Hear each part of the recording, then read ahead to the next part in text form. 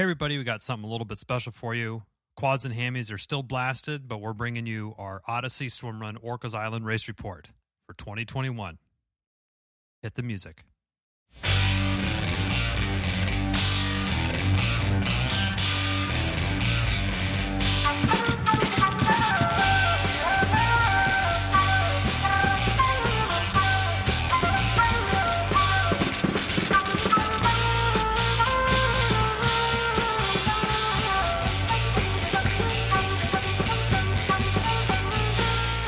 Welcome to the Löw Tide Böyz, a Swimrun Podcast. I'm Chip. I'm Chris, and this is episode 91 of the show. We've got a special one for everyone this week. We just got back from the PNW, Pacific Northwest, after racing Ödyssey Swimrun's Orcas Island long course on September 26th, and we've got one hell of a race report to share. That's true. Chronicling all the highs and lows and highs and lows and highs. Mountaintop vistas. Yes. Of racing this epic swim run, which was, I mean, I've had this race on my radar since the first year it happened. I would have been there year one if it wouldn't have been totally inappropriate to leave a 1-month-old at home. And yeah, couldn't do it year two for some reason, year three, COVID. And then, yeah, we were able to do it in the third edition of the race.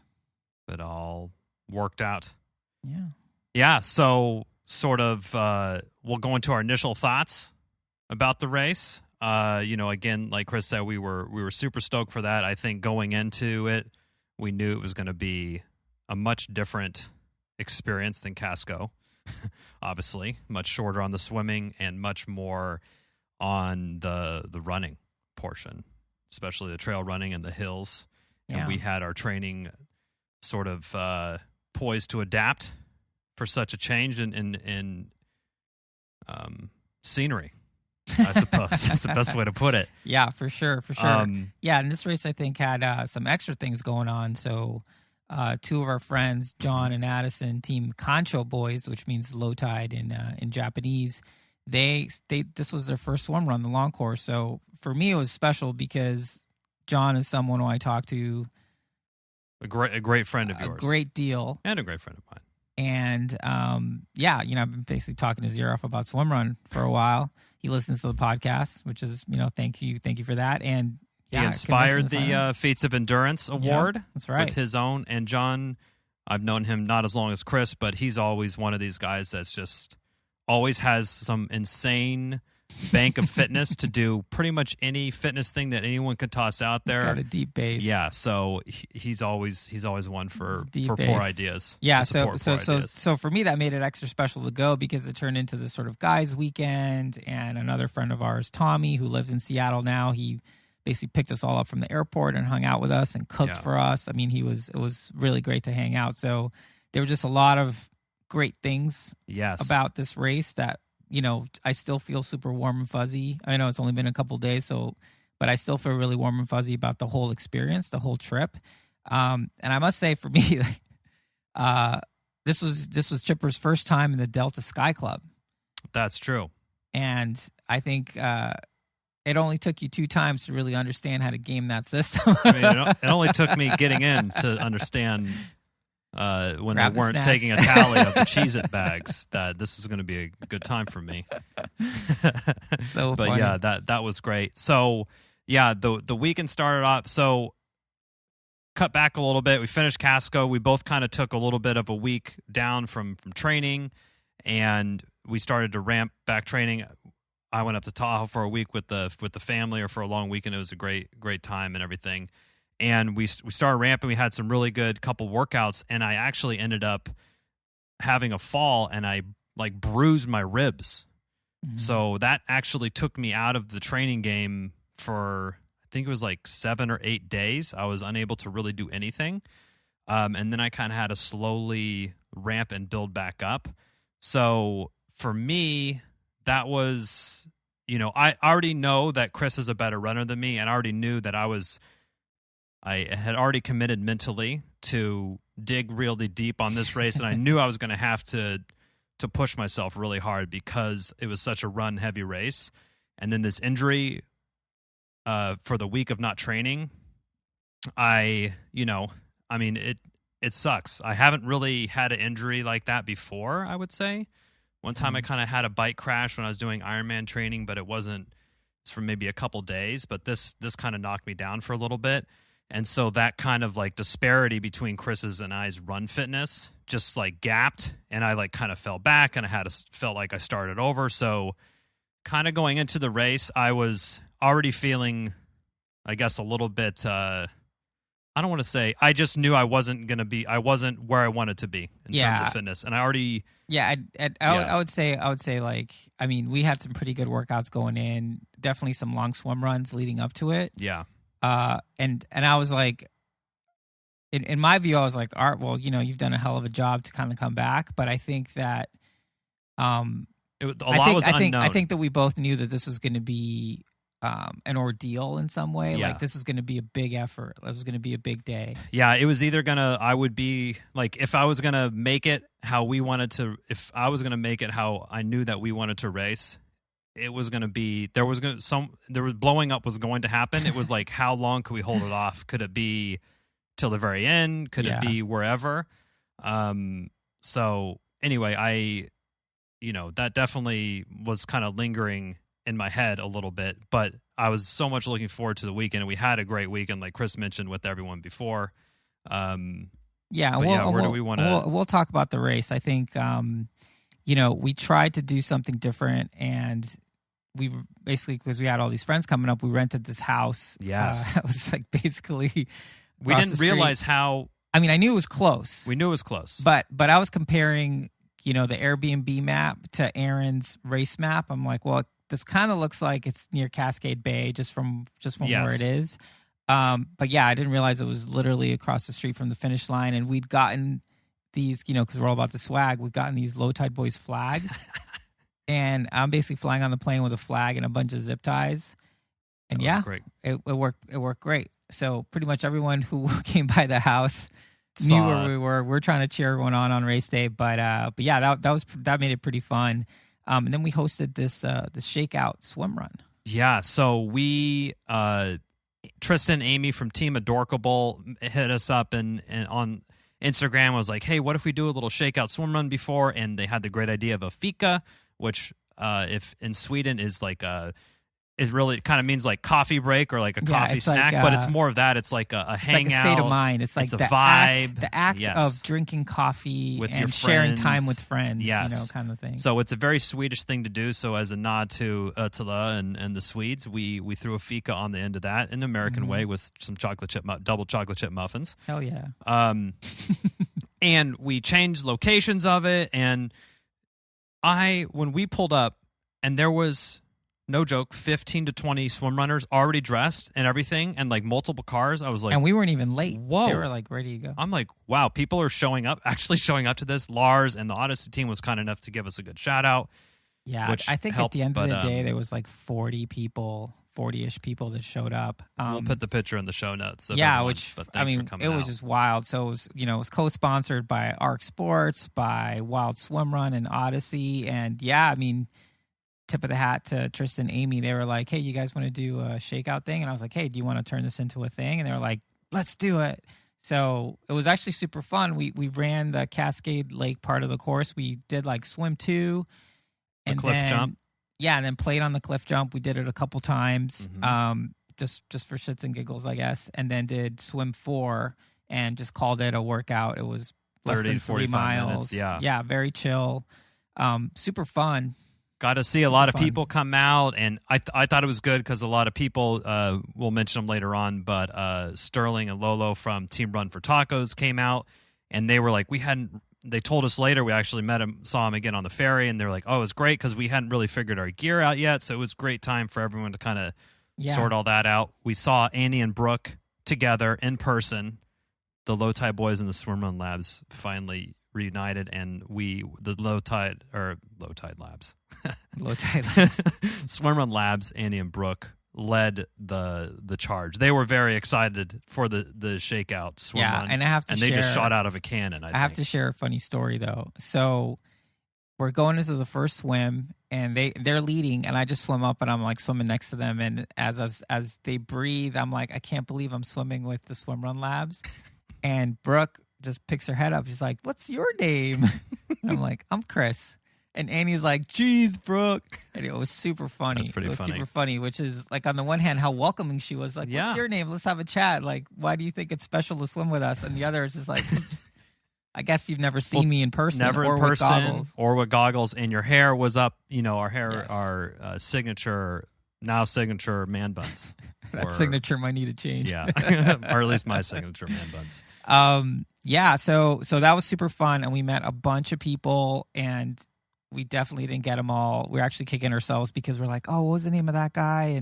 But yeah, we really appreciate everyone coming up and saying hi to us, and it was super fun. So we met Mike Lyle from Carlsbad, who's actually the coach of the Swimrun Monks. So I already told him we're going to ask him to be on the show at some point, so we'll get another coach's perspective. We didn't get his dog's name. I forgot what his dog's name was, but we also ran into, as we said, Sterling and Lolo from Team Run for Tacos, all the way from Florida, flew literally the furthest diagonal that you could. Yeah, well, it was like Pacific Northwest. Yeah, so Sterling is like, he's in Canada and in Florida, and I think Lolo's like Arizona. I'm not sure, but yeah, they were super great. They were super stoked. It was their first race. Sounds like they had a great time. Yes. Luke from Wisconsin and Kyle from Seattle. Those are a couple cool guys. Yes. Lee from San Francisco, who was also someone who, as we were doing a swimrun practice at Aquatic Park, there's the Dolphin Club and then the South End Club. They're right next door to each other, and they're the open water, no wetsuit kind of swimming people. And we go past a bunch of people on a run, and he follows us, and he goes, "Hey, are you guys doing that race in Washington?" And we're like, "Yeah, the Orcas." He goes, "Cool. What's with all the gear?" And I was like, "Just go to lowtideboys.com. Yeah, and you'll figure it all out from there." It was pretty funny. It was pretty and funny. He's like, "Okay," and then we just ran off. But he came up, and and that's how you saw it because you were doing the talking, and I was really? and it was like from my view, you were like, "We're the Low Tide Boys." Like he's supposed to know who we are. And he was just like, deer caught in headlights. He was like, "Oh yeah, just go to lowtideboys.com." And the guy was like, "All right." See, I thought. Hey, but he did it. Okay. It well, greatly. Mission accomplished. We also met Amy Bush's husband, Matt. Yeah, he came over with some cake. With some cake, because it was also Trista's birthday this weekend. Birthday weekend. I don't know why she decided to spend it doing Orcas Island, but good for her. Sick. We met Ann Molesbury's dad, John. This guy was super cool. Yeah. We'd met her mom at Casco, but it was she decided to sit this race out as well. Yes. I think maybe she'll be at Austin. I don't know if she'll suit up for Austin or not. We haven't gotten a statement on that. Wait and see. Fred, who's the famous guy from the Orcas hype video on the website, who made a comment about not doing the long course. Yeah, not wanting to do the long course again. Yeah. Guess what? He was doing the long course. He did the long course with his partner Julian, and it was their first swim run on the long course. Yeah. It was Julian's first swim run period. Oh my! And word. It was the long course. Yeah. Matt Murray and Sarah Monk. We actually. I saw Matt from behind, and he was wearing a Low Tide Böyz hat that was like very worn. It was like looked like he had been left out on a boat or something for 2 weeks. So I was walking back to our Airbnb with Chipper. I was like, "Hey, I want to go say hi to that guy." So we go up, and so it's Matt Murray and Sarah Monk, and we chat with them. They're in the Strava Club. They came from Colorado to do the race. Their first long course swim run. Yes. So it was really cool to meet them. We chatted them up on the ferry as well. Yeah, congrats on getting that done. Mike and Lisa again. We saw them again. They like low key. Nice. They like low key show up at all the races. I think they do. I've seen you be here before. Yeah. We also met in person finally. Herbert, who was our neighbor, Herbert Crable, who was in the Airbnb right next to us, and he was like, "I see your flag." He DM'd us. He was like, "Where are you?" He's like, "I'm next door." I'm like, "I'm coming over." At the same time, he's like, "I'm walking down the hill." So it was really great to connect with him and race with him a little bit. So that was pretty cool. Yeah, that was awesome to mix it up with Herbert there. Tom, who had the broken hip injury from Mackinac, was there with Jamie, his partner, and Jamie and Herbert ended up tag teaming up to do the race, which they got second place in the mixed division and 5th overall, I believe. So kudos, like Herbert and Jamie. Yeah, Heather, Brandon, and their kid Jazz, who was totally not jazzed to be hanging out with the Low Tide Boys. I don't blame you, Jazz. Totally. But but Brandon I mean, well, let's talk about Heather. She's like amazing. She's a mom. Endurance Savage, I think is the proper she's done like the World Eco Challenge, ultra paddle, and all this stuff. It was, I mean, she was something else. And then her husband, Brandon, who was also super stoked on Swimrun from Bellingham, and we chatted with him a bit, and he was saying how he did something interesting. So it was him and two buddies that wanted to do the long course, so it was basically like a threesome. So they did 3 solo long course solos. and then just like hung out together the whole time and just did it together. So, nice. So yeah, that seemed like a pretty cool way to make sure everyone was involved, and he was awesome. So it was great to chat with him. Also, if Brandon sounds familiar, may have remembered swimming by his name a few times, as it was printed on the pool buoys. He is the Brandon Realty that was printed on some of those, not pool buoys, some of the course markings in the water, the orange, whatever they are, giant floating. I think they're called markers. Potato chips. Potato chips. Okay. We'll just go with that. Then Steve and Doug from Menlo Park. Great seeing you too. Yeah, and finally, we mentioned it already, but finally getting to meet Brooke in person. We'd met Annie in person for the first time at Casco, and her husband Rob. So it was really great to connect with these people that we already have this friendship and connection with. To actually spend some time with them in person was super fun. Super fun. I'm slightly worried that maybe it was too much in person, for like too much chipper time for everybody. Like I don't want Brooke to be like, oh, okay. Well, I think the gear talk was fun. Why it was? I wouldn't worry about it. Okay. They'll let you know if it's they'll let too me much. know. Okay. So why don't we talk about the race? So we did the long course. For us, it ended up being about 26-ish miles. Our elevation was under 5,000, but I'm sure it was more. It could have just been being in the woods. Garmin and stuff. funk. Garmin stuff. Yeah, we heard some people had 27, some people had 25 in terms of total mileage. And yeah, I mean, I think in terms of a venue for a race, it checked off all the boxes for me. I mean, I felt like only way I could describe it to people is like, hey, we got teleported into like Endor or something, and we're just running through these woods. That's another Star Wars reference if you're tallying, right? I know it is, huh? Okay. It's a good. I got that. That was on Return of the Jedi. Yep. Okay. Good job.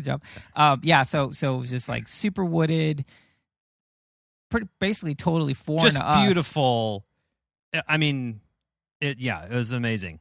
Super it was cool. simply amazing. And the day before was so funny because it was 65 degrees, 70 bluebird sky, as our friend Annie would say.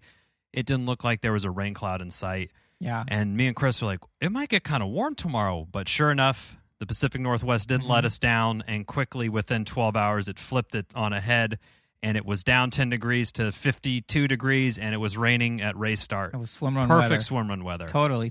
Yeah. And that was something funny that I remember telling John and Addison before as we were kind of marking our paddles up, the night before the race. They're like, oh, my God, it's going to rain. And me and Chris were like, good. And they're like, what do you mean? We're like, well, you're essentially all your gear, you're totally optimized to be super efficient in the rain. It's no big deal. He's like, okay. So then they kind of were ready for it too. So it ended up being a cool. Yeah, swim running in the rain is super fun. And funny side note, Brent Molesbury, one of the race directors, he recommended to us to go to the top of Mount Constitution on Saturday because it was a nice day. So right after the Swimrun Shakeout, we went up there, and views are amazing. Oh, we saw Canada. Pictures don't do it justice. Mike Lyle was also up there, so I went up to him, and he'd done the long course before, so he was kind of letting me know how kind of the course went down and gave me the lay of the land from the top, which was super cool. So thank you for that, Mike. I actually think it was really helpful just to get a little bit of like spatial awareness going. And the next day you couldn't see anything. So I'm glad we got to check it out because at least you could know what you were missing instead of having no idea what's happening around you. Because that's what it kind of felt like. It was like foggy. You had no idea. I mean, I was super turned around. Yeah, I mean, you're just trying to follow the markers. But race day came. I would say I was in kind of a weird state of mind because I usually get pretty nervous, and the nerves are around like wanting to express my fitness and be able to perform something that's commensurate for all the freaking time I put in. Something to show. Yeah, just like not have it be something where it's like, oh man, like I did all this training and it actually didn't work or whatever. Like I just wanted to put out a good performance. And this time I wasn't really thinking about that at all. I was mostly thinking about like, you know, my good friends are here. They're doing Swimrun for the first time. We're in this cool house. This place is amazing. Like we're seeing all these people that we care about. And I was just like, it just seemed like such a fun thing to do. Even the start line where I'm usually like super quiet. I was like, you know, taking photos with people. It did have a different vibe to it for sure. So I was just in a completely different state of mind than I usually am. And I think, it was really fun. It was it was really fun to get it started, you know? Yeah, and we I would say similar. I definitely felt we didn't really have a conversation before of like, hey, I was injured.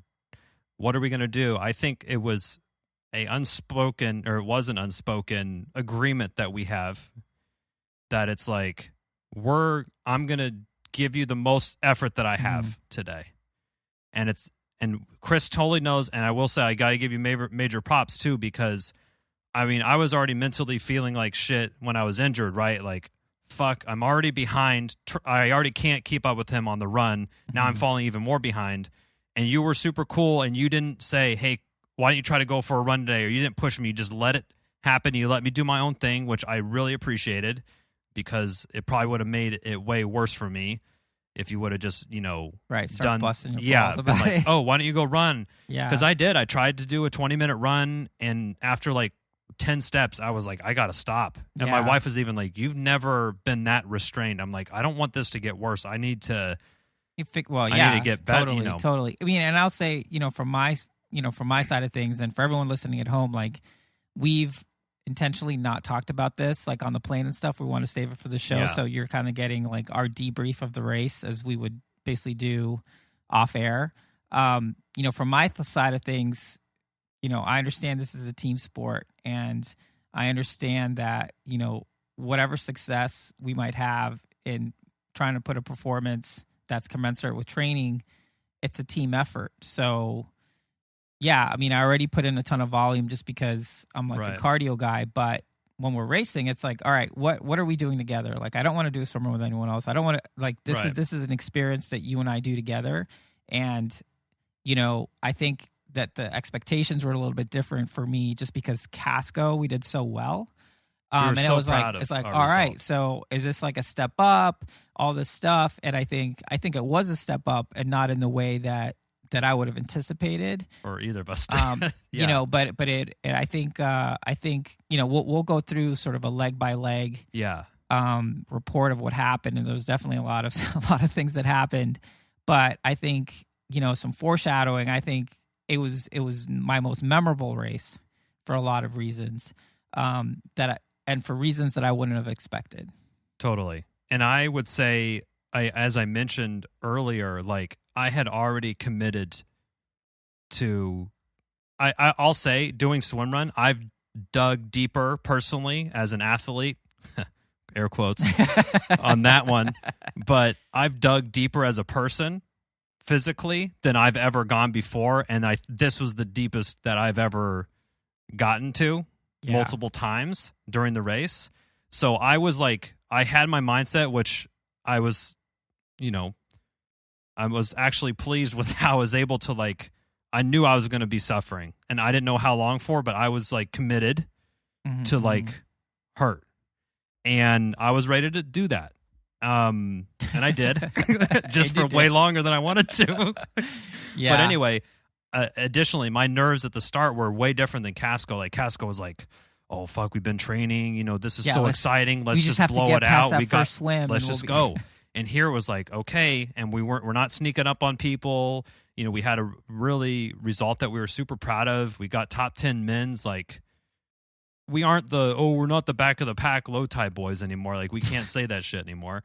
But, people, so there was, I felt, I guess, a little bit of kind of pressure, but also I knew it was going to be a different race than it had the potential to be. But anyway. Yeah, and I think, we'll get into it, but I think every race is like an arrow in her quiver for our ultimate goal. An experience. And I think that, again, like the lessons from this race, to me, are probably some of the most important ones that we've had as a team. Yeah. and yeah, so let's go into it. And I think, and we'll just talk about it as we go along, because there's a lot of stuff happening in this race. We'll say before we get started that there was some course marking issues. Yes. So we've heard a lot of things. Some of it we don't know if it's true or not, but from what we've heard from who we consider pretty credible people, the course was actually kind of sabotaged. There was a saboteur by local or somebody. Going as far to as not just taking signs down or taking flags down, but moving flags from the correct trail, putting them on a different trail, flipping arrows opposite ways of where they were supposed Jurassic to go. Park style. Like Newman in Jurassic Park. Great reference. And then drop the Barbasol shaving cream with the DNA in there. Yeah. And so you're a big dumb animal. Go catch a stick. Isn't that what he says when he throws the stick? And he turns around in the car. Yeah, great movie. Okay, anyway, thanks for the deep Jurassic Park reference, Chipper. I got to stop the third person stuff. I don't know why I started that. You also need to stop that, yeah. So there had been a saboteur. So our goal, our sort of like strategy was to kind of race it a little bit harder to start. Not harder, just race it solid to start, knowing we had Mount Constitution and Mount Pickett, and that's where we were going to try to really put good efforts out, and then run the downhills pretty heavily, since we feel like we have good experience on those with our trail running skills. And then that last long run, run 13, would be where we would try to, I don't know, put a good effort in if we had the energies like and whatever's the batteries left. Yeah. Whatever's left, kind of like empty it there. Yeah, so we started the race. It started with a 1.5 mile run. R1 was essentially kind of running around the resort and then jumping into the Cascade Bay swim, which was about 300 yards, not very long. It was cold. It was cold, but I was definitely pretty warmed up. I was expecting more. I mean, when we started the run, we kind of tried to stay in sort of front mid pack. There was one solo course guy who just like took off like a bat out of hell. Yeah. And even like the Dirksons who won first mixed team and first overall by like half an hour, I think, something like that. They were just chilling, and this guy just took off. So I'm like, I think the Dirksons know what they're doing. Yeah. He ended up winning the long course solo, but yeah. So it was a super hilly run, kind of like around the resort, down a street where some condos, and then you jump right into the water, which was pretty cold. And I mean, we did that transition. That might have been our best transition of the day. Like I think it was. And it was cool, too, because everyone at the start line was basically there. It was fun. So there was, like, people watching, Action photographers, like, all this stuff. And, our friend Tommy was screaming and stuff. It was great. And you led that swim, and, I mean, we got through it real fast. Yeah, I kind of scoped it out before, because literally it's outside of our front window. If we didn't scope it out, we would have had problems. Yeah. And so kind of the plan was, like, we know it's going to be cold, and let's just go. So we hit it, found some feet. I actually ended up being right in with Beacon Blake, who we raced a good portion of the race with at Casco Bay, and who just got back from the World Championship. Same with Andy and Mel. And they got second California place Swim men's Run. team. Yeah, Beacon Blake, second place. Kudos for you guys there. So we were right there with them coming out of the water. Then we went on charging out to the trails for run 2, and that's where it all started. And that's where the that was like a 0.9 mile run, essentially taking from Rosario kind of up the mountain to the first plateau where kind of Cascade Lake is, and you're supposed to take a right off the road, but so there was basically a front pack, and we were kind of leading a second pack out of the water because we kind of charged up the hill a little bit, and where a lot of people were hiking, we just kind of like ran slowly. And we totally missed a turn because there was no sign. So everything bunched up, and then people were like, oh, it's down this way. So people started running that way. And here's probably the first of many kudos to our friend John Branderhorst from Team Concho Boys.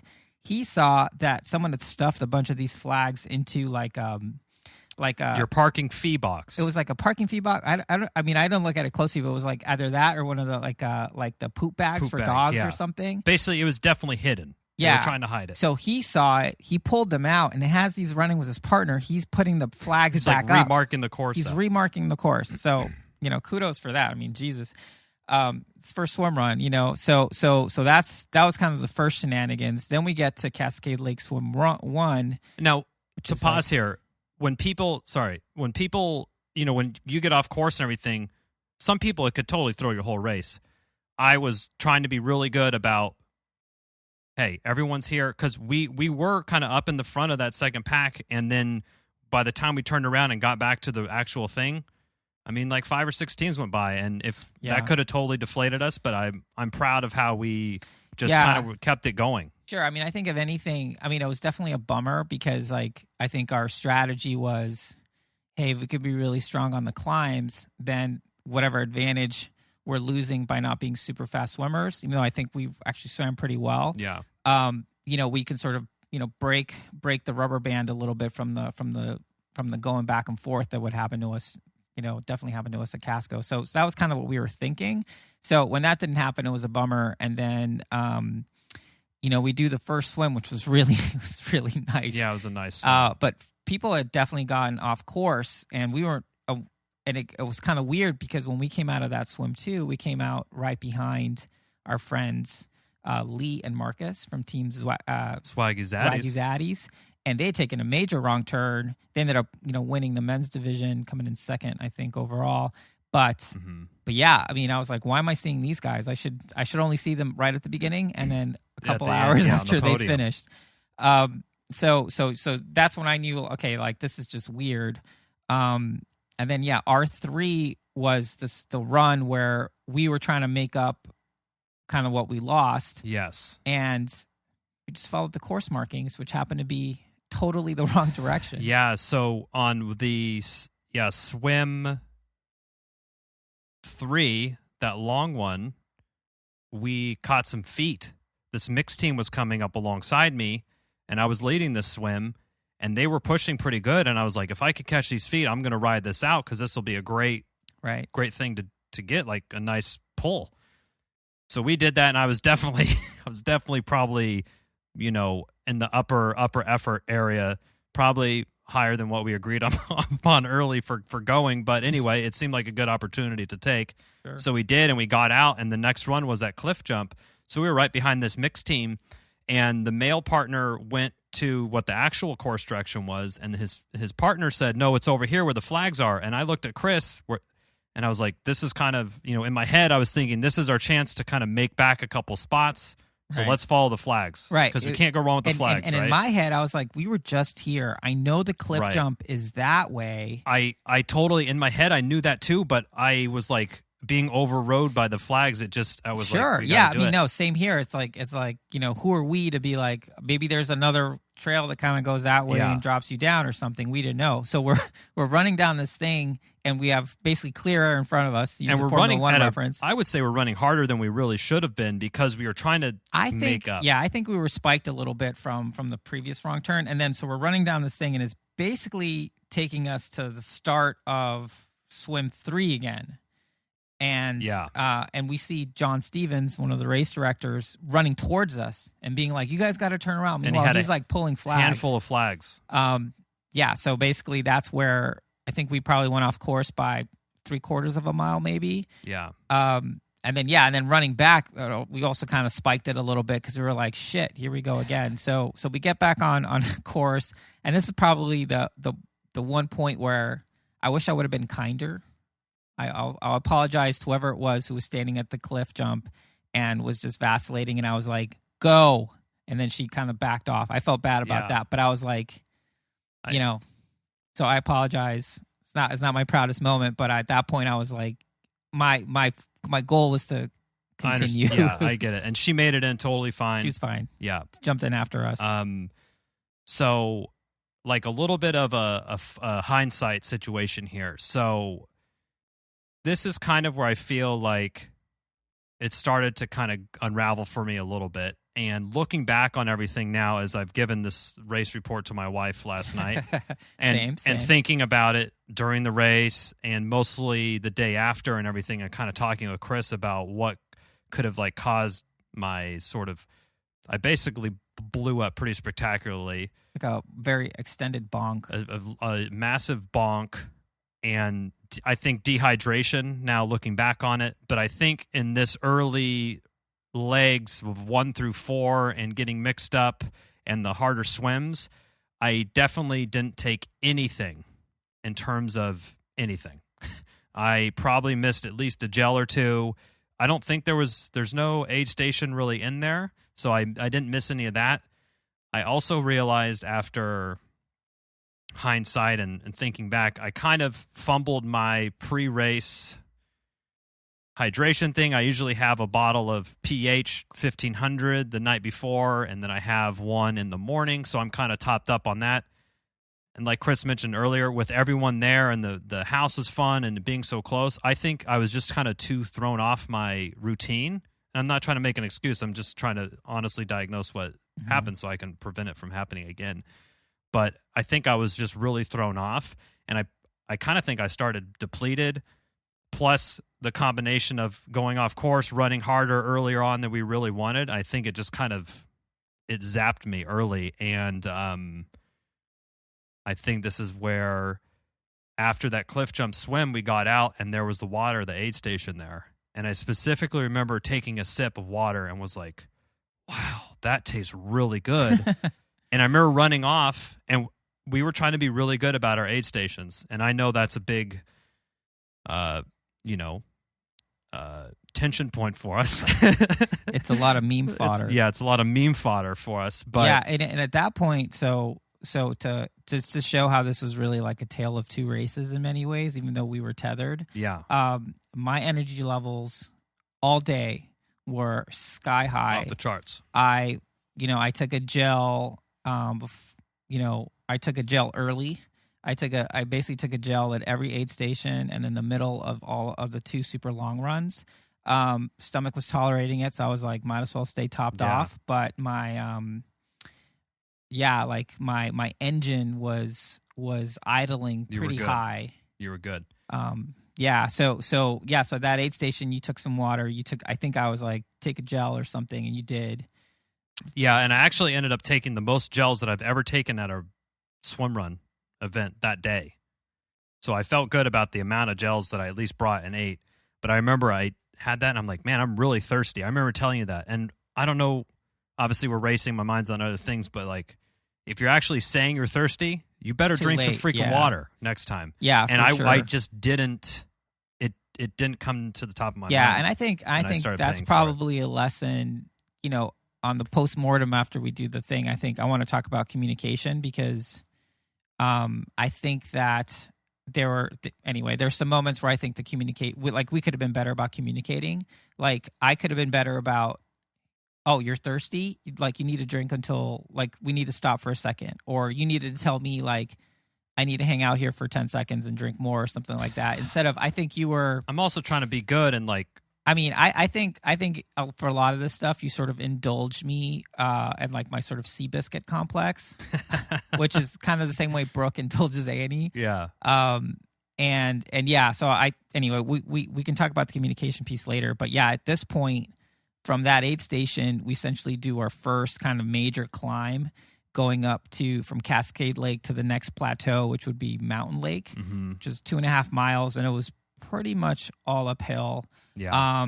And again, I was feeling great, and I think that's where the tether started getting a little bit more taut. Yeah. And yeah, I wasn't really saying anything, because I was like, oh yeah, he just took a gel, like, give it 10 minutes or whatever. And yeah, and I think when we talked about it later, I'm gonna ask you, scale of 1 to 10, where you at? And you were like a 3, and then you took a gel and it brought you to a 7, but then you were right back to a 3. So it was basically like, and you're like, are you at 3 again? I'm like,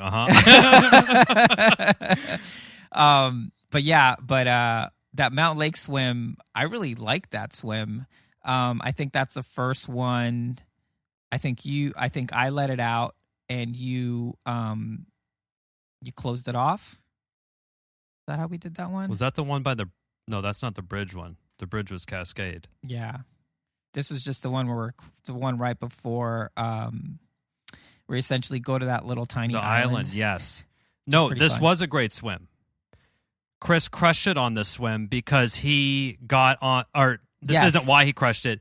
Chris was crushing the swim. No, it is. And then, unbeknownst to us, Mel and Andy, like a couple of sharks behind us, were chilling on Chris's feet. And then Mel's like, the Löw Tide Böyz are too slow for me. I got to get around these guys. So she starts coming up the side, and I'm like, Chris, you better get on those feet ASAP. Yeah. Because we're taking this tow. And this was telepathic, of course, because we're swimming. It sounded like. Yeah, and I don't know how I knew it was Mel. But then when Andy went by, I'm like, she's like, "Hi guys." She did. I'm like, okay. I totally didn't hear that. Yeah, so I definitely, and it was a thrill for me to be like on their feet. They're super cool. They're friends of ours, and it was just like, yeah, I'm just gonna take a little ride here for a minute.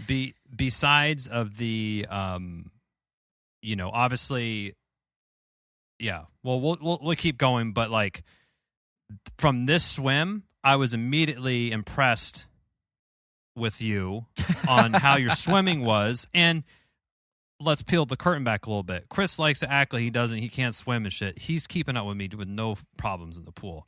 So this thing of Chipper leaves all the swims we're going to have to change this. This is what I'm trying to say. I don't want to change it though. We might change it. But Chris crushed this swim. He impressed me with his swimming all day. I'm just going to put that out there. Thank you. You did great. So that was a great swim. And then we kind of had a couple smaller runs that would be run.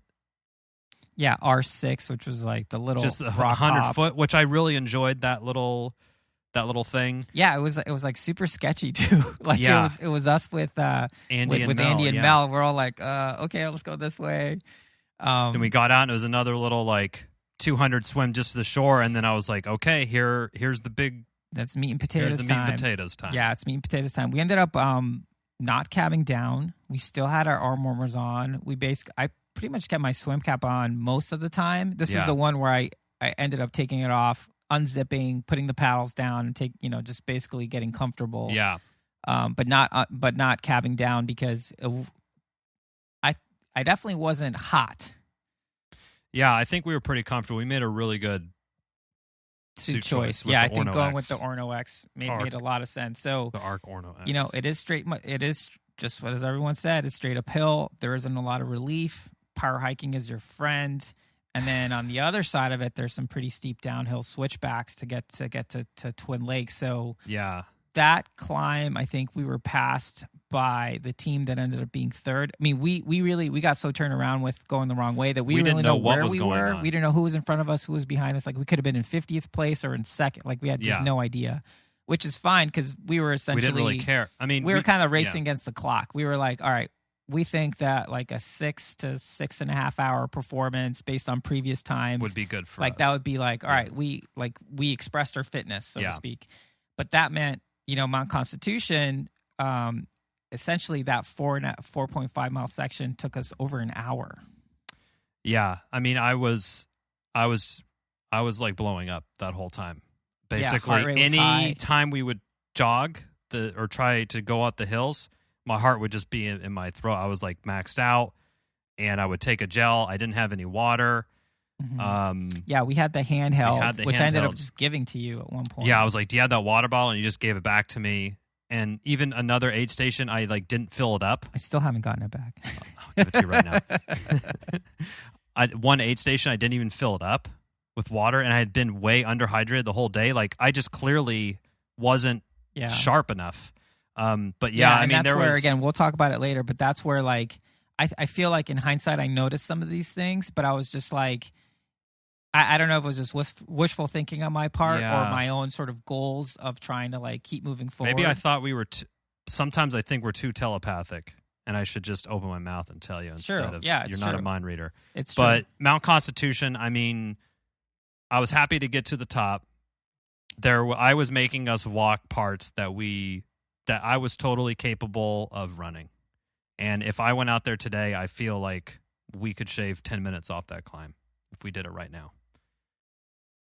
And that's just what it was. Yeah, not saying I'm going to do that, but so we left some time on the table for sure. I think the tether was pretty taut. We got up to the top. We filled up the flask for sure. Mm-hmm. We drank a bunch. You had like a banana. I had a banana, and I had pH. I definitely spent. At that time, I do remember saying, I need to stop here. Yep. Because I'm not in a good way. Yep. And me and Herbert pulled our bar stools up to the precision hydration thing, and we had a couple pulls from there. Yeah, it was super fun to see him at the top. It was great to see Herbert and Jamie, and then they took off down, descending like a couple of savages going downhill. I was up there, refilled a little bit, and going down. That was the first time we actually kind of talked the whole day. Like, I had energy to be like, I felt chatty. And I was like, oh man, okay, I can come back. But yeah, I do that find didn't last long. Yeah, I do find when we're like in kind of, since we've been tethering for the entire race, like we chit chat less just because there's one guy in front of the other kind of thing. Yeah. Yeah, and we're I racing think harder too. Yeah, and I think we definitely should have checked in more. I don't know if I was, again, just being totally honest, whether I was just being like passive aggressive or just like, zone. I was in the zone. I mean, I really felt like if I would have done that race solo, which I have zero interest in doing that race solo, like if that was what I was doing, like I either would have like, I was totally riding the lightning in terms of like being in the zone. Like I either would have had like an incredible result, or I would have had this colossal, an incredible epic blow up. Just and like, I kept you reined in. Just so crashed and burned, right? And I've only really experienced that a couple times in racing. But yeah, I mean, for me, it was like, part of me was like, I can carry this. Like I can keep him moving forward. And I also felt like, I mean, I distinctly remember thinking this was like, I know what he's capable of. Yeah. Like I know what he can give me. And like, obviously I don't want you to like fall or push you too far or anything like that. But I was like, let me see if I can just keep him moving forward. And at that point, we're kind of in the middle of nowhere. So I was like, let's at least get back to Mountain Lake. Yeah. And a road, or something. Yeah. And so, it was like, if there was any nothing going up, if it was flat or down, Chris was like, let's go. And I was like, okay. And I was like, I mean, in my head, I'm like, I at least owe him this to run, because yeah, and any incline, it was I would early, immediately just dial it back. Pretty early, things were not going how I expected, or they were, and I immediately started feeling very bad, obviously, because I'm like, well, fuck, this is a team sport, yes, but Chris is clearly feeling really good right now, and I am I'm like a giant cinder block back here that he's lugging around Mount Constitution, and that's not a good place. That's not a good way to feel, and if you felt that way, it sucks. I mean, I think that's another reason why I wasn't chatting you up too much, because I mean, I could tell. I mean, that's not the performance you want to put out there. You're having a bad day. I mean, the shoe's been on the other foot. Yeah. There's we've done enough stuff together where, for me, I was like, maybe he'll come back from this. But it was around this time when we were getting to Twin Lake swims, which was these really cold, really cool swims where at that point I was like, you just rest. I'm going to leave. I got both of these swims. And I kind of pulled us across both. Again, more points in the swim comp. Again, like, no, I mean, I'm being serious. Like, there was times, they were short, but you didn't fuck around. There was no sighting problems. You don't have your glasses on. A couple of the flags are like buried up and behind some redwoods and stuff. I'm like, man, they're really fucking with him on this one. Well, when this is, flash forward, but when we were back in Mountain Lake and it was a little convoluted, like I couldn't read the signs. It said long course, short course. Yeah, what does that sign say? He's like, go straight. Go straight. So those Twin Lake swims, I mean, it was actually really refreshing, but you told me, Chipper, that they weren't long enough to actually really get any recovery. Yes, because I felt better after swim 7, and run 8 was this kind of little thing, and then swim 8, I'm like, okay, I kind of feel a little bit recharged. You're off the legs, cold water, kind of feels nice. And then Mount Pickett quickly, erased that slight victory I had. And we saw race director Brent Molesbury running down the trails. Hey guys, how's it going? I'm like, it's a big hug. I'm like, oh, we're just about to do Mount Pickett. He's like, well, don't go down the pit of despair. We're like, okay, like, noted. And then Mount Pickett came, and there was an aid station kind of at the top. It was kind of the same thing. Anything that was uphill, like you just couldn't spike your heart rate. Yeah, I mean, was that? Yeah, that was like fire roadie. We get to the top. It was really the most remote part, the most remote part of the course, and we heard a tree fall and crash, which was a really crazy experience. That's right. Yeah, when we were just getting back to Mountain Lake, or before that, like We were in the Mount Pickett area. It was crazy. It was like a tree. It sounded like lightning hit it or something. Yeah. And it just like, if a tree falls in the woods and no one's, we freaking The heard Löw Tide it. Böyz heard it. We heard it. And other people heard it too. Like, so Yeah. it wasn't just us. But yeah, that was like, it wasn't that far from us. That was pretty sketchy. Yeah. So Mount Pickett was super cool, but also like, you really felt like you're in the middle of nowhere. Like, Yeah.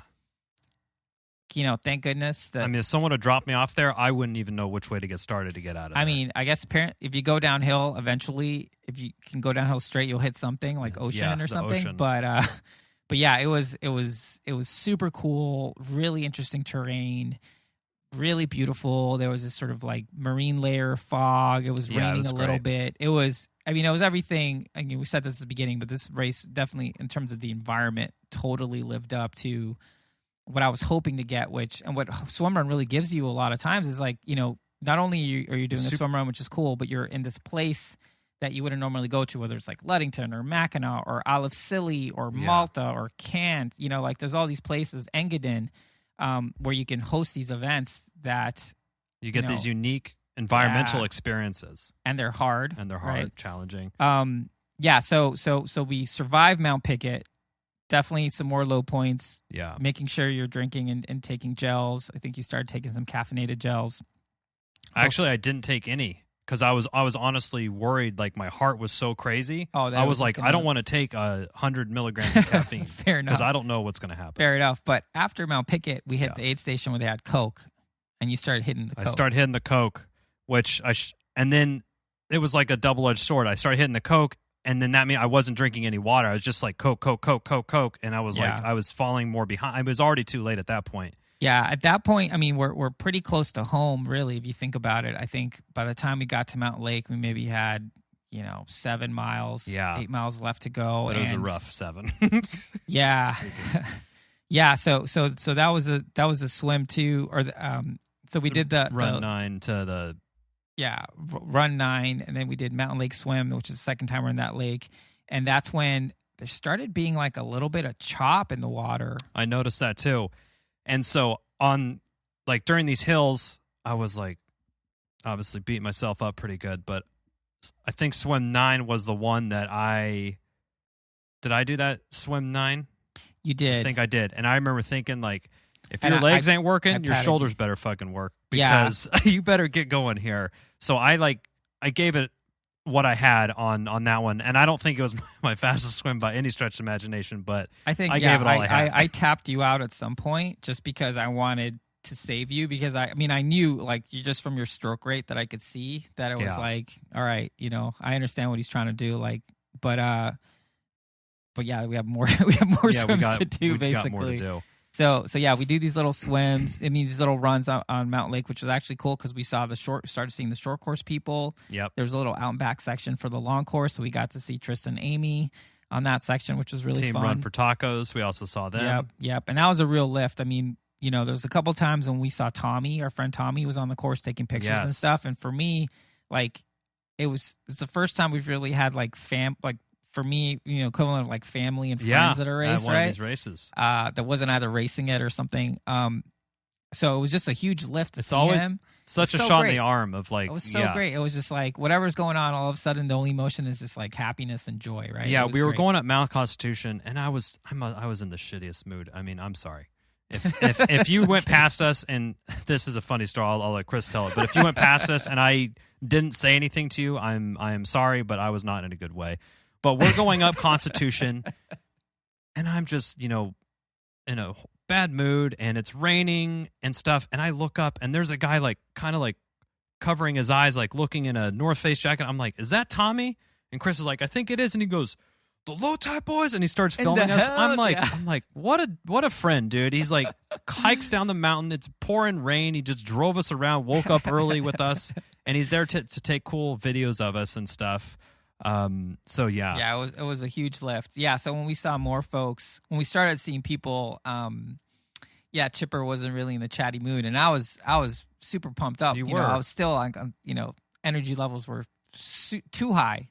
sky high. So I was like, I'll just handle the PR chipper. Like, you just hang out there. I'm like, hey, how's it going? Great job. And like anyone I'd recognize be like, Sterling Lolo, I want some tacos. But the time before that, Chris was like, oh, great job. And they're like, you guys look great. And I would be like, well, we're not feeling very great. And he's like, I'll handle PR. I'm like, okay, just let the grumpy guy try to hang on for his life out in the back. But yeah, so actually those longer swims, swim 10, 11, 12, those kind of, from like a heart rate perspective, I think the cool water, because those were longer and I wasn't in the front, so that helped me kind of recover on like some of my energy, but I just couldn't hold. So the legs could kind of move, but that 3.7 mile run 13, I had a feeling before the race that was going to potentially be my undoing. Yeah, that was pretty bad, because at that point, I mean, the race is pretty much racing almost downhill. done, It's the finish line is, figuratively in sight, right? Because you just have to get downhill, get back to Cascade Lake, do one swim. Big swim still, but yeah. Big swim, about 800 yards, and then 1 mile. Victory lap. 1 mile, like quad shredder, liquid fire, whatever. One last torture on the legs. One last torture. I mean, I remember, anyway, that last run, I remember telling exactly the point where my quads were gone. Yeah. It's like, oh, and they're gone. So that run to Cascade Lake, I think that was the darkest. That was the lowest point. That was the darkest. I mean, there was even like, I think it was like Andy and Mel, and they were in the distance, and I didn't even say anything, and you were like, I don't have it to catch up. And I was like, all right, dude, don't even worry about it. Like, just don't even put that in your mind. I told my wife last night, and she got mad at me, but I was like, there on that run, it was closing in on me a couple times, like 1 or 2 times. I was like, okay, I got to like do something different, or I'm going to like go down here.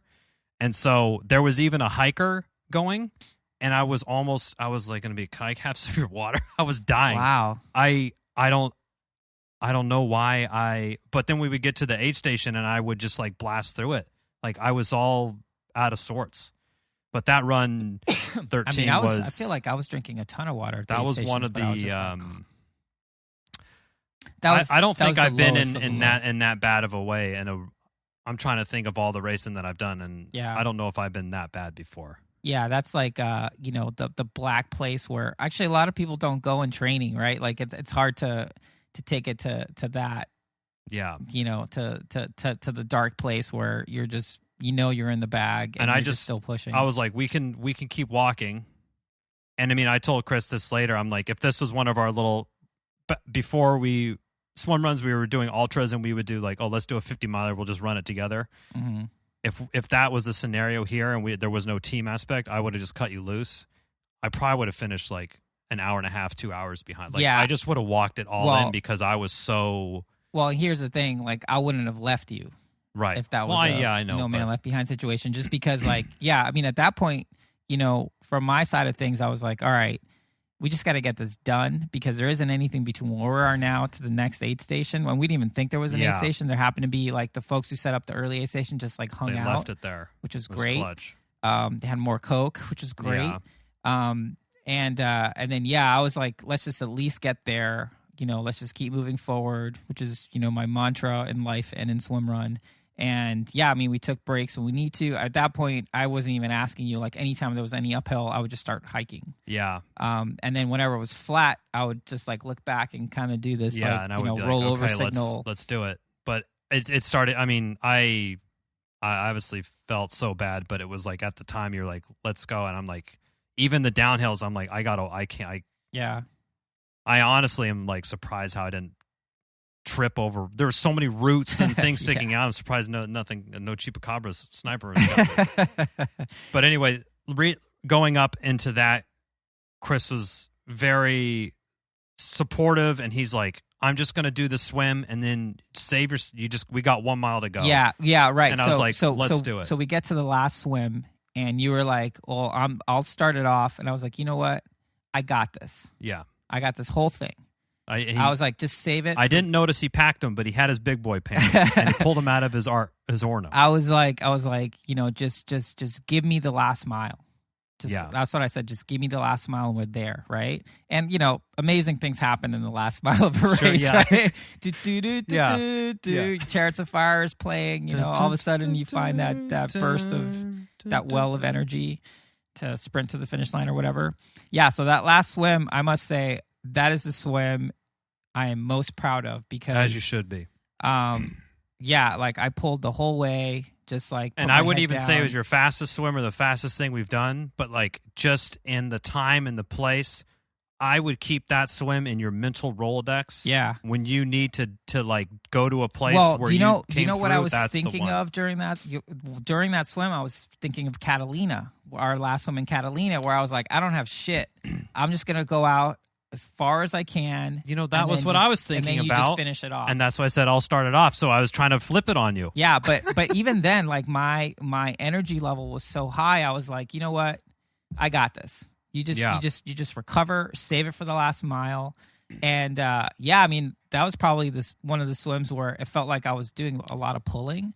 Yeah, I was like, I was fading and I was like, I'm not usually off Chris's feet like this, or the tether's not usually doing this. Yeah, so I mean, to me, but I was trying. I was going. Whatever I got. Well, yeah, and to me, in my mind, I was like, hey, I'm doing what's needed for the team, and I have the energy to do it. If the roles were reversed, you'd be doing it, right? So, and that's where anyway, we finished the swim. I'm super stoked about it. I'm like, there's my MVP award. Yeah. That's my MVP award. The most valuable partner award was decided very early on in the race. I'll just say that. And then, we run downhill to the finish line. Tommy's there taking videos and photos. We run right by our freaking house. Right with by the flag our own flag. Just so cool. Cross the finish line. Chipper immediately falls to the ground.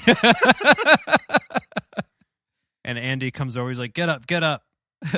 And I don't even really remember after that.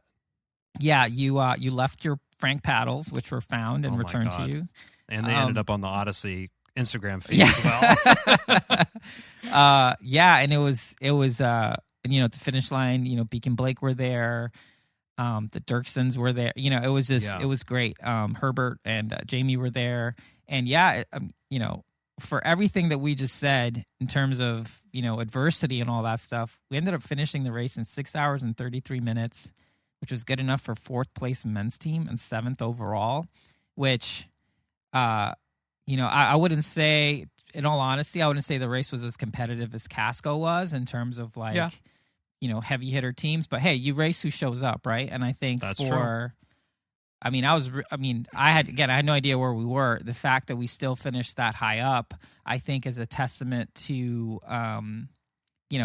our swimmer and IQ, and also all the training that we've been doing for a whole year, right? So even though you're having a bad day, your bad day, was sort of relative to a pretty high level of fitness. And I think I was trying to think of the best way to say this without sounding like a dick or something. We're very happy with the result that we got, but we both know we could do way better. Yeah. And especially me, people at work today were like, how was your race? I'm like, we did really good. We got 4th. They're like, congrats. I'm like, I had a horrible race. And they're like, oh, I'm sorry. What happened? So it's this really tough thing to grapple with. Totally. Because it's also we've been working really hard, been training really hard. Yeah. We've been thinking and talking about swimrun all this time. And, we just want to experience swimrun in its optimal, in its purest art form for us, which is moving through nature seamlessly and as quickly as possible. That's the game, right? Yeah. And if you can do it well, for example, the Boston Red Sox, it's a beautiful thing to watch them swim run, which you don't get to do a lot because they're gone usually. It's a beautiful thing, the way they move through nature, right? Same thing with, Oscar Olsen and Adriel, the way they were wording the World Championship. I mean, that's so kind of fluid, the flow, right? That's the ultimate expression of the flow. And we don't think we were trying to get anything. We just wanted to do the best that we could, given our training and everything that we've achieved in terms as a team. I think we definitely, we obviously left time on the table. And kind of, right afterwards I had sort of the unfinished business kind of feeling and I was still super energized. Like, You were. My buddy, Concha Boyz finished. They ended up finishing top 10, which is amazing. Super impressed with their result. They were like, I forget how far back behind us. 22 minutes or something? Like, yeah, like pretty legit for their first swim run. Super legit. And I'm like running out of the house to like go find John and give him a hug. And I was, if you saw our video on our Instagram, Chipper you may have seen me in my towel shouting out the window, and that's because Tommy said, John and Addison are finishing right now, and I had just got out of the shower, and I ran downstairs, threw open the shutter, and go Concho, hanging out, topless, in my towel. It's very sexy. Yeah, my man bun soaked, and shouted out into the rain at them, and then that was all captured on video, and then appropriately TikToked, as it should have been. Yeah.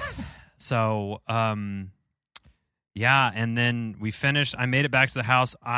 Another, in retrospect thing, I had made a bottle of that Martin's 160, and I took like 2 sips of it in the morning, but I didn't drink the whole bottle, and I just put it in the fridge, and I drank the rest of it as I was taking my shower. I felt so much better, but then I took a leak in the shower, and I was like, oh my God, this is not healthy color. Look like a liquid Jello or Yeah. something. Yeah, So- yeah. I mean, I think to do a little post race, like post mortem, like we mentioned, I think there's definitely some teachings there. I think from the communication perspective, I think I could have done way better. Like, I think I could have been way more communicative instead of with check-ins. Yeah, I think instead I was like, all right, he's going through his issues. I know what he's capable of. I'm just gonna let him sort it out and just keep pulling, basically. Yeah. And I think, honestly, what I think I should have done, frankly, at that 3.75 mile run was basically just be like, just turn off the engine, essentially, and just be like, hey, man, we're almost there. Let's just fucking cruise it in, have fun. Let's untether. But at the same time, I'm like, why drag this out? You might as well just try to get this done. I mean, us spending 30 more minutes out there so I could walk more, I don't know if that would have been any more better for me, Right, kind of yeah, thing. yeah. And I was also thinking about your sort of mental state because, I mean, you wanted to put in a good performance. We wanted to put in a good performance as a team. And like I've said at the beginning, it was kind of like the tale of two races because, my energy levels were super high and yours were like really low. So I was like at a 9 all day and you were between a 3 and a 7.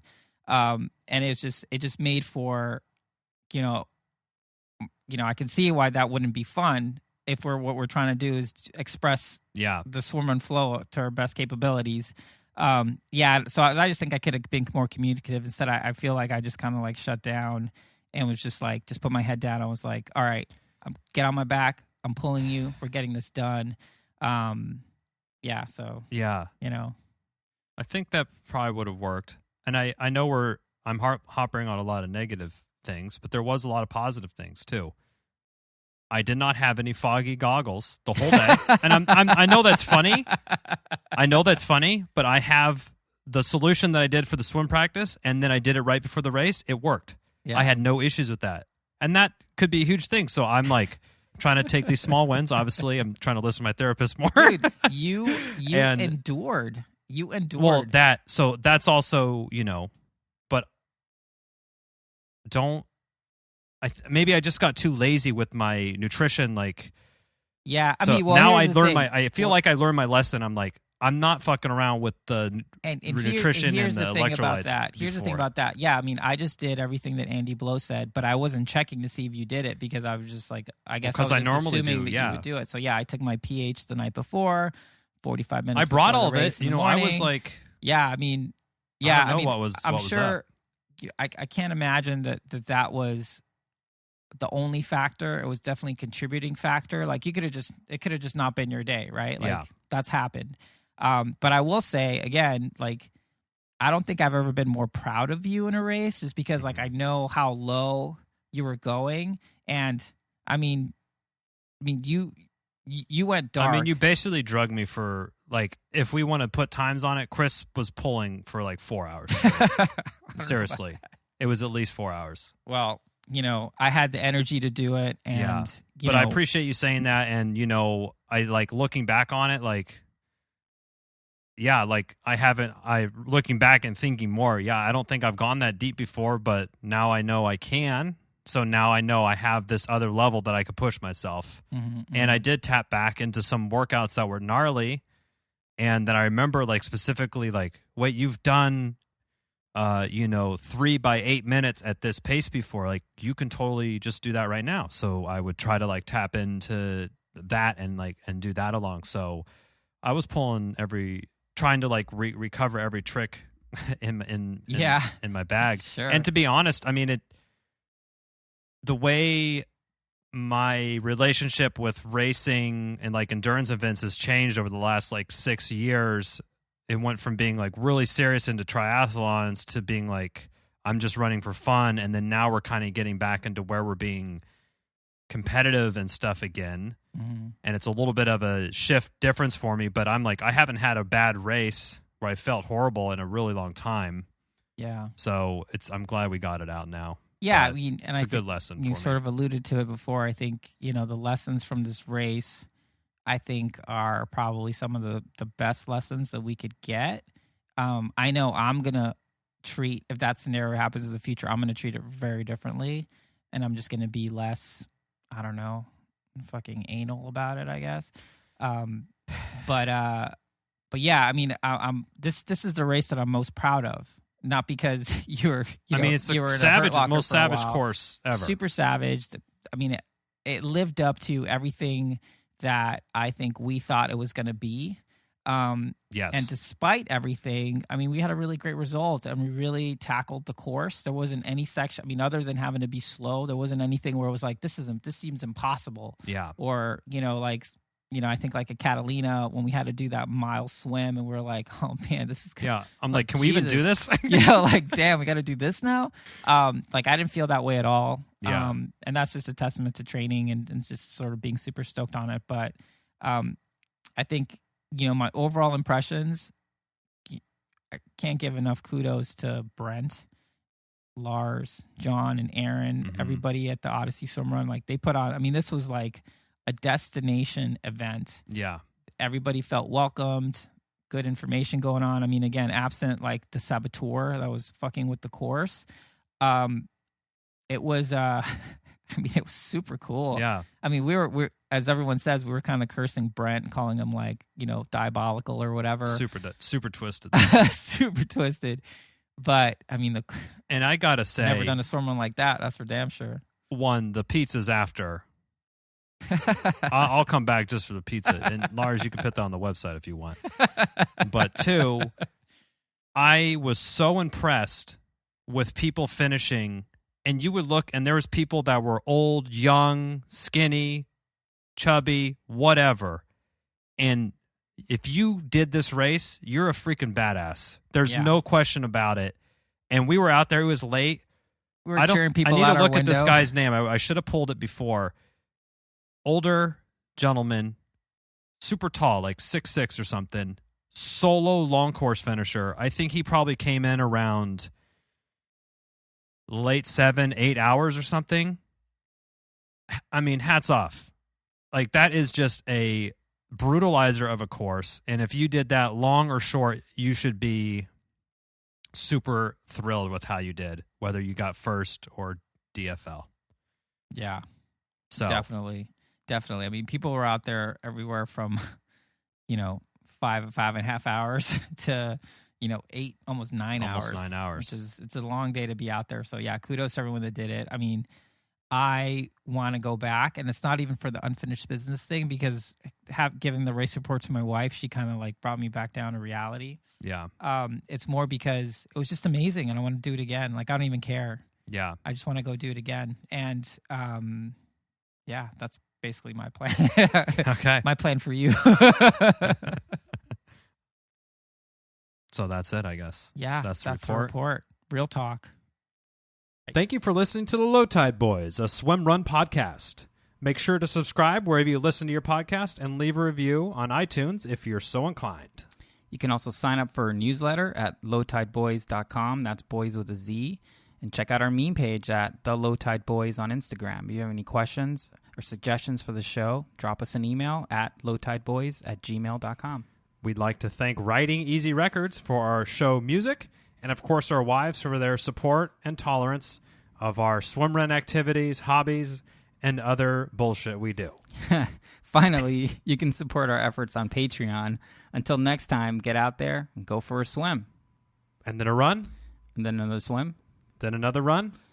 And then another swim. And then run to the finish line. And just keep going until you're done. Yes, or until run you to cross the finish line. Or run to the car. Or run to your car. Somewhere. Just keep running. Peace. Only happy